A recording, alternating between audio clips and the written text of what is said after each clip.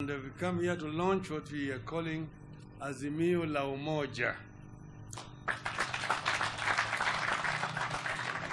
a roadmap to united political action. My dear people of Kenya, in March 2018, President Uhuru Kenyatta and myself came together in a historic moment that turned political rivals into partners for Project Kenya. We came together not to serve ourselves, but because we realized that continued political rivalry was unhelpful. The economy would continue to suffer, and the cohesion of our country would continue to be at risk. With that unity, we were able to dissect the problems troubling our country. Sluggish growth and dwindling incomes, insecurity, exclusion from economic and political life of the nation, tribal rivalries and competition, corruption, divisive electoral processes, lack of a shared sense of civic responsibility. In the month that followed, Kenyans spoke. They expressed deep fears that our country is built on sinking sand, that ours is a nation whose systems are getting broken as time goes by, that time is running out for us to fix the systems of the nation. We cannot continue burying the truth that our country stagnates every election year. We cannot continue lying that ours is an equal and happy society. Sooner rather than later, the truth will catch up with us. Indeed, it has caught up with us. No one can deny that we are several countries in one. Some Kenyans are doing extremely well, while many others are struggling to access even the most basic of basics. Most sectors of our economy are experiencing severe challenges, be they tea, coffee, pyrethrum, wheat, maize, sugarcane, or livestock farmers or sectors. Fishermen from the Indian Ocean to Lakes Turkana and Victoria are feeling the pinch. Our country is not generating enough jobs to absorb our educated and skilled population.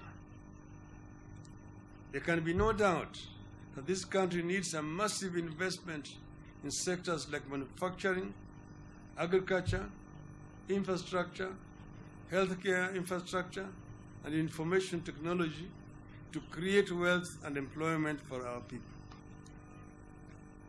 Some of these problems have become fodder for drumming up of chauvinistic and xenophobic political support.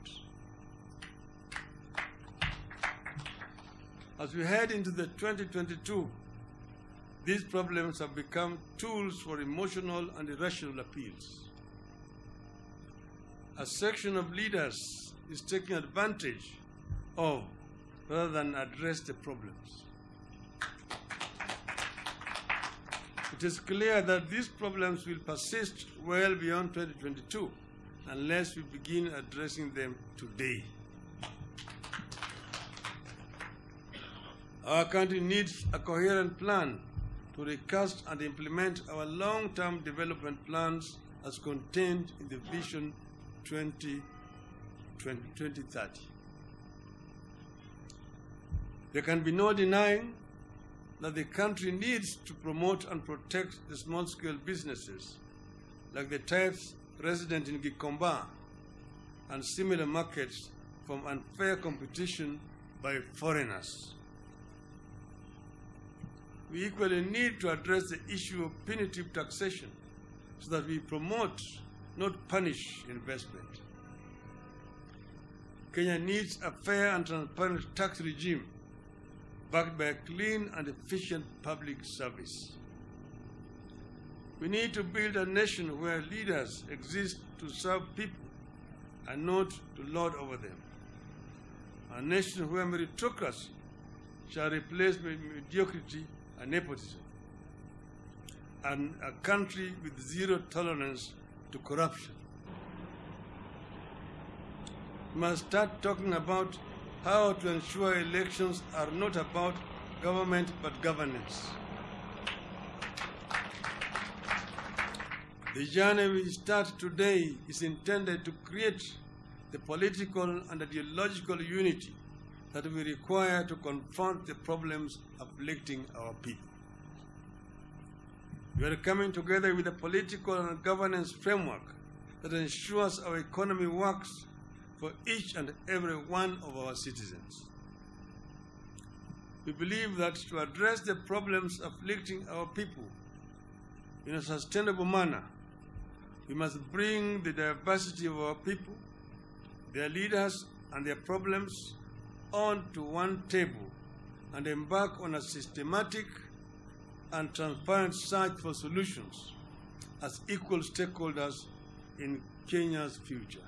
We must therefore urgently embark on uniting, not dividing our people, not pitting people against each other, not pitting the poor against the rich, the young against the old, one faith against the other, tribe against tribe.